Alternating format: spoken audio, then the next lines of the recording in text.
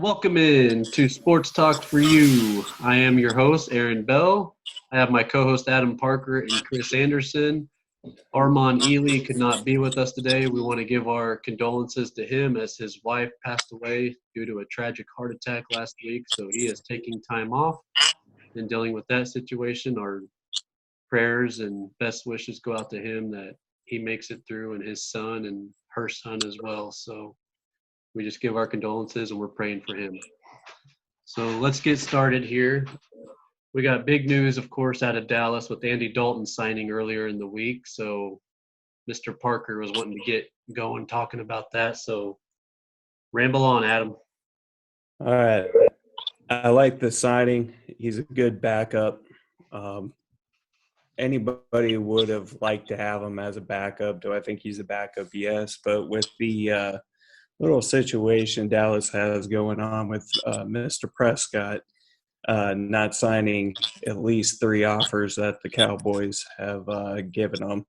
I honestly think it's a 51-49% chance that the guy will actually start, because I honestly see Dak Prescott holding out. That's my opinion. Hopefully he'll sign something. Do I think Prescott's better than Dak? Andy Dalton better than Dak? Not really. Maybe a little more accurate on the deep ball throwing wise, but as far as running, as far as kind of spreading out the defense, I see Dak being that guy who's better. Do I hope that he's our quarterback at the beginning of the season? Sure. But honestly, Andy Dalton is a good replacement, if not, because I think Jerry Jones has the leverage here in this little negotiation. Because honestly, do you want to pay a guy $35+ million, or do your backup who's been to the playoffs at least 4 times with the Bengals? Yeah, but he hasn't won a that playoff game. playoff That's the experience. problem. He can't win What's a playoff that? game. He can't win a playoff game. Andy Dalton been there 4 times, but he can't win one. I thought he won one. Nope. Did he not win one? I think he's 0-3, 0-4. He's 0-3. He's over, man. Yeah, well, I honestly believe Andy Dalton would not have lost to a AA version of the Philadelphia Eagles last year. You know, I just hopefully, Dak plays. But honestly, I think the signing of Andy Dalton was good, and I honestly see him starting this season. The only problem I have with Andy Dalton is he's interception prone. Mm-hmm. He can't keep a possession. That's true. He does have more interceptions than Dak and all that. But he has played on teams that have had a lot of weapons with Chad Ochocinco, and I can't even think. A couple of good running backs. Who else was on that team? Well, he's had Joe Mixon. He's had all AJ Green. AJ Green, yep. And he's just that's just my whole take on the whole Andy Dalton thing, though. But I honestly think Jerry Jones did a leverage play with Dak. It's either you get on board or we're leaving without you. Yeah. I don't know. I think it's pretty interesting because the Cowboys, if you do look like some of the research and some of the history, they've always had kind of a high-profile backup. Dak hasn't missed a game. And so that's the part that's interesting to me. Like, he's extremely reliable. Hasn't missed one game in the time that he's been playing. So there has to be something more to it. And maybe there is the inkling that he's not going to sign, and this is a backup plan. And maybe it is a leverage play. I don't know.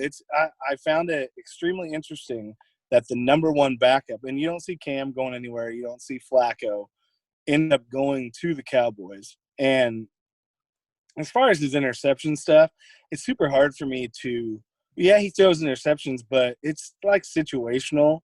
And was he pushing it then? And like it's for that particular team.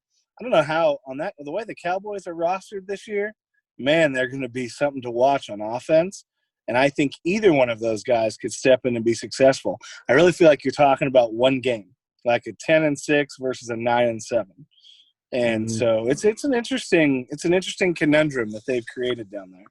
Yeah, and if anything else, okay, I believe too they might have also signed Andy Dalton because he's a redhead, kind of reminds him of Jason Garrett.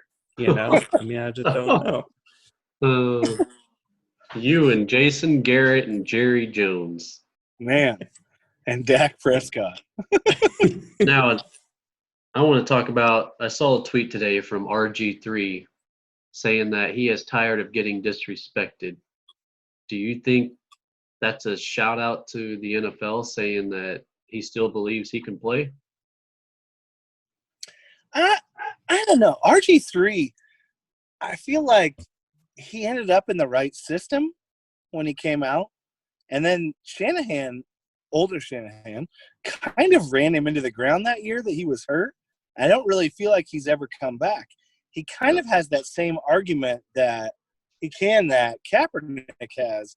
Like, if you guys could play, you would be playing. Like, I don't, and that's the part that I struggle with so much of that, is people would put up with stuff if you were the most talented guy on the team, but you're not. And where he is now, he's not going in over Lamar Jackson. Like, what? Yeah. I saw that tweet too. I don't like, you're not doing that. That's not what's happening. And it's the same thing with, that's one of the main reasons people don't want Kaepernick. And I think, personally, it doesn't have anything to do with anything. If you were good and you would beat somebody out, the most important thing to NFL teams is to win. Al Davis, just win, baby. And that's the whole thing. Like, that's the main issue is Cam Newton. That's why Cam Newton can't get on, because of his injuries. He can't stay off the IR or the IR. And he's not better than the people that other people have. Yeah. And you can't find situations where you would take Cam Newton or RG3 or Kaepernick over the incumbent that they have or what they have lined up. Yeah, that's why I think the Panthers did the right thing in signing Bridgewater, because I do too. Bridgewater's healthy. He proved last year with the Saints he can throw. I mean, yeah, I think Carolina's going to be. Didn't he go 5-0 too, Bridgewater? Yep. Yeah. But yeah, I'm in the same boat as you guys with RG3. I think Shanahan did him a disservice, with the Washington Redskins and having him play while he was basically on one leg. I think that after that season, it just kind of, I don't know what it did to RG3, but he just was never the same afterwards. Just like Colin Kaepernick was never the same after the Super Bowl. I mean, the anthem stuff aside, just after the whole Super Bowl, the guy could barely throw for 200 yards, if that, in a game. And he was consistent with it and was losing games. Honestly, it's an unfortunate thing for both those guys, but it is what it is. And if RG3 feels disrespected, then you know what? Go out and beat somebody. Yeah, do something about it. Yeah. Yeah. And the one thing I do, the one guy, in my opinion, that gets disrespected in the NFL is Chase Daniels. I mean, that guy has made over $34 million as a backup. I mean, hey, let me go make $35 million while I sit my ass on the bench, Yeah, I think he's a good quarterback. He's a good backup quarterback, but is he worth that much money? That's my whole thing. There's a couple guys like Jameis Winston, some of these other younger guys that I would probably rather have right now. Yeah, but I mean, he did all right with the Bears. The Bears. I mean, he did good with them. The Bears. Well, and now the Bears have an open competition. Yes. An open competition that after the Bears declined Trubisky's fifth-year option is hard leaning to Nick Foles. Yeah. And so, I mean, to hear RG3 say something like that, like, come on, buddy. It just seems like the year of quarterback battles. I mean, it is. have this many off-season issues with quarterbacks. It's crazy. I mean, the only talent really is Lamar Jackson, Deshaun Watson, Patrick Mahomes. I mean, Josh Allen's getting up there if he can just get his accuracy down. Yeah, he'll be – because he can run too. He's got wheels. I think the quarterback situation has kind of stacked itself into threes, where you have the incumbent who's going to be it, and you listed a lot of them: Russ Wilson, Patrick, guys like that. Then you have we got the guy grooming the guy, where you got Fitzpatrick, and I think Burrow's going to start, and you got Tyrod Taylor, who's just kind of grooming, and then you have teams that have two guys that aren't great, and I think that's kind of how all three of them break out this year. Yeah. I really like Burrow. I think he's going to do good things in Cincinnati. The thing that worries me about Burrow is his offensive line. Mm-hmm. And see, that's the thing. The fact is, why did Cincinnati only go out and get one offensive lineman? Why didn't they go draft two offensive linemen? But instead, they go receiver in the second round instead of getting offensive linemen. I mean, you have A.J. Green, John Ross. Why'd you go get a receiver? You have another year for that. You need to protect your quarterback.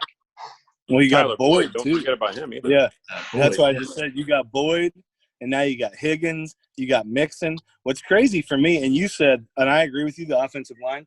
The other thing that worries me about Burrow is your six division games. Yes. Because you're playing against Ravens D, that's outrageous. Pittsburgh. You're playing against the Browns D, which is great. Yeah. And then you're also playing against Pittsburgh's D, which came back last year and looked like Pittsburgh's D. So you got 6 games that you are just getting knocked around. Yeah. It's gonna be a lot of sacks in that division.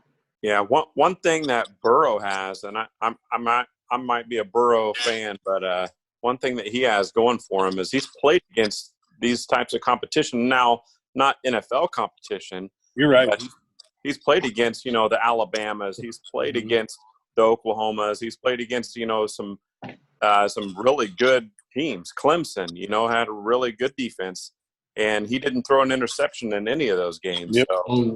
You see the highlights. He could make the throws on the run, even the 40-yard throws. I mean, he made bullets. But again, he had the offensive line where he's not going to have that in Cincinnati. Yeah. Yeah, if I just might say something here. A.J. Green, you can't really rely on him because he's coming off a serious foot injury. Wasn't he gone the whole season last year and then some the previous year? So I see why they kind of went a wide receiver. Mm-hmm. Yeah, so honestly, it's going to be a real trial by fire for that guy, which, it's like you said, he played in a league in college that had that type of stout defenses, week in, week out. I mean, it doesn't mean it'll translate to the NFL, but at least he's more prepared than anybody else. The one guy that I'm looking forward to seeing is that Stidham kid for the Patriots. Yes. Because if he does not work out, unfortunately, I see the Patriots tanking and then picking up Lawrence in next year's draft, which will be interesting. I don't see a Bill Belichick team going below 5-11. I just don't. I don't either. No. Even with the bad quarterback, he's going to find a way to win with that defense. Well, and you look at the team, too. They got N'Keal Harry coming off of a rookie year who's going to get better. You still have your weapons and Julian Edelman. You still got James White. You still got Sony Michel. I mean, the weapons are still there. And you bring 2 really good tight ends from the draft. I mean, so he's going to have weapons. And the offensive line's going to be decent for him to get the ball out. So I really like him there.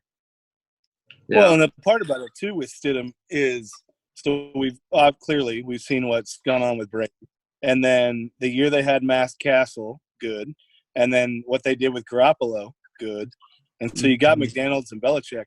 They wouldn't have sat and stood pat without this. I mean, they knew what they had, and they still haven't brought anybody in big to be the backup. So they're sitting on something. Come on, they got Flair, interception, man. Earlier. Yeah. Yeah, it'll just be interesting because honestly, watching that Stidham play for Auburn in college, was he a good quarterback? Yeah, but was I really that impressed with him? No. But then again, it's like, well, who was impressed with Tom Brady at Michigan? I mean, he got picked in the 6th round, But here's my thing, though. See. Besides that 2017 draft with all those first-round quarterbacks that are now stars in the NFL, you rarely see first-round quarterbacks become big. Brady was a sixth-rounder. Prescott was a second rounder? Fourth. Rounder. I mean, Hey, Russ is third round. Russ is a third. Yeah. Tony Romo was undrafted when he was back. I mean, to me, first-round quarterbacks, besides that 2017 class, which was just beyond amazing, just they don't really do that well. I mean, look, Manziel, you had Brady Quinn, you had all those guys, and they just flat out Smith. the C's. Yes. Yeah. I mean, they just flat out fell off the charts, man. RG3. Don't forget Sanchez, and don't forget Bradford. oh, Liner. who else? Barkley. Liner. Yeah. Liner. That's why, Justin Hubert will be interesting because it's like, will he break the trend for the Pac-10/12 quarterbacks who have been really, really touted as really good, and then when they got to the NFL have kind of just choked? Here's my put it quarterback that I nicely. think will surprise everybody, and that's Eason. Because Eason was not talked about, and I have a feeling that guy's going to come through and he's going to surprise the Colts. Mm-hmm. Possibly be their franchise quarterback. The reason why I could see that happening is just because of Frank Reich as the coach, and he helped develop Foles in Philadelphia, helped develop Carson Wentz, and he needs some development because honestly, that guy was so wild at the University of Washington that when he was being mentioned to get drafted, it was like I had my reservations about that one. So we'll see what happens. But as far as a situation landing in your lap, that was the perfect situation for Eason. I think you hit on a really good point right there. I mean, Patrick Mahomes is awesome, but how great is the fit between Mahomes and Reed? And that is the thing. Like, if you line up with somebody who understands your strengths and then coaches you in a way to learn and develops a relationship with you and does that, I think that's when you have the chance. And I think Eason is in that situation. As far as Herbert and even the kid Jordan Love in Green Bay, it's there's an incumbent there, and that's a weird one. I don't know. It's very interesting to see that part from you. But I think fit with quarterbacks is an enormous thing. Well, heck, Andy Reid has his own little heater on the bench next to Patrick Mahomes when they come off the field. Yes. And he goes over there and talks to him all the time. Yep. Tells you right there. Now I want to get to Yeah. the defensive side of the ball. News came out today saying that Seattle could possibly be letting Jadeveon Clowney go just due to him wanting too much money. Is he top 3? Is he worth that money? I don't think he's think consistent. he is. Oh, go ahead, Adam. Okay. Sorry. I don't think he is. The reason why is, does he have potential to be that worth that much? Yes, he does. The problem with him the last few seasons is he's injury prone, and he's only been playing close to half the season. He might be a smidge above half the season, but why would you give $20 million, let alone $18 million? Because I think he lowered his price down to $18 million for a guy who's injury prone and will play half the season. So I honestly don't see it unless you are in desperate of an edge rusher. Then go ahead, sign him. But yeah, I just think it comes down to consistency and health, and that's it. Like, his consistency, game in and game out, to be a game wrecker like he should be, isn't there. And I don't think he stays healthy enough. I think he's really a $10 to $12 million player asking for 18 to 20, and you just can't. Like, there's so many guys now on the defensive end that can do what he's doing, and he's always been kind of highlight reel to me. Like, he'll have those highlight reel moments, but man, I'll take somebody that's above average for 16 games before I take a highlight reel guy for 8. I just will. Yeah. I'll take Van Der Esch over him. I'm sorry, Van Der Esch is a beast. Yeah. But Clowney is an interesting situation. Been following it now for like a month and a half. because there was a lot of talk that he'd come to Dallas, but so far he hasn't. So far I've been liking it. I mean, they're taking Alden Smith and Gregory, who are on the suspension list by the NFL, over him, which should say a lot. Well, and I think Seattle's welcomed him back, but they just don't want to pay him, that type of money. And so, they said they'd welcome him back easy, but, is he going to be paid? That's the whole question. There's lots of teams, like I can think of a few right now that desperately need a defensive end of his caliber. And, they still have a few millions of dollars to spend. So it'll be interesting to see where he ends up going. Yeah. All right, let's get to one last thing here because some news came out today. Chiefs have big news tomorrow night, I guess, coming at 6:15. But I looked at some stuff, and it sounds like potential opening night games, and one of them was Chiefs and Panthers. I mean, I'm sorry, but Chiefs and Panthers would not be a good opening night game to me. You need Chiefs 49ers, or you need Chiefs Broncos. Get somebody that – I mean, Chiefs Panthers, that's just not two teams that really go head-to-head with each other. I'll answer your question, Aaron. The game needs to be Chiefs versus Tampa Bay. Yes. Everybody wants to see Tom Brady. Everybody wants to see Patrick Mahomes. And they all want to see how Tampa Bay is going to handle that offense. So that's the game that really, if you look at Kansas City's schedule, that's the game that really interests me to watch on opening night. Yeah, and then I heard something about that could possibly be changed. They could switch that game from Tampa Bay and switch it to Arrowhead Stadium, if I heard that right. I don't think that they're able to do that. I don't know. So I don't. But yes, that would be a perfect opening night game because Tom Brady and Patrick Mahomes. And I bet you that they would want to save that one for later in the year. yes. Because they know they're going to have the ratings opening night anyway. Right. And because opening night, everyone will be in. And you save that for a little bit later in the year, it'll be outrageous. Now, what about Chiefs-Ravens? Is that a beginning of the year game, or would you rather save that for late in the year? I'd save it too. The Chiefs should be playing. I mean, if that's their division, then why don't you play the Saints? Yeah. Like the Saints, that's too big, and everybody likes to watch the Saints. You could do that one. You could do all kinds of stuff.